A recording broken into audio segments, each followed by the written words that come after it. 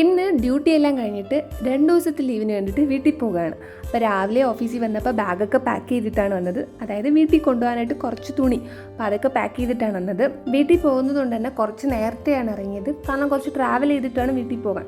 So അതുകൊണ്ട് നമ്മൾ കുറച്ച് നേരത്തെ ഇറങ്ങി നേരെ ഒരു ഊബർ എടുത്ത് ബസ് സ്റ്റാൻഡിലോട്ടായിരുന്നു പോയത്. വീക്കെൻഡ് ആയതുകൊണ്ട് തന്നെ റോഡ് ഫുള്ളും ട്രാഫിക് ആയിരുന്നു. അങ്ങനെ ട്രാഫിക്കിൽ കുറേ ടൈം അവിടെ 1.5 മണിക്കൂറോളം ഞാൻ ട്രാഫിക് കിടന്നു. അതിനുശേഷമായിരുന്നു ഒരു ബസ് കിട്ടി, ബസ്സിൽ കയറി. പിന്നെ അടുത്ത ട്രാഫിക്ക് ബസ്സിലിരുന്നുകൊണ്ടായിരുന്നു. പിന്നെ അതും കുറേ ടൈം വെയിറ്റ് ചെയ്ത് ആ ടൈമിൽ ഇങ്ങനെ ബസ്സിൽ കൂടെ കടല കൊണ്ടുവന്നായിരുന്നു. പിന്നെ ആ ബോറടി മാറ്റാനായിട്ട് ഒരു പുതിയ കടല മേടിച്ച് അതും കഴിച്ച് പാട്ടും കേട്ട് അങ്ങനെ ട്രാവൽ ചെയ്തു.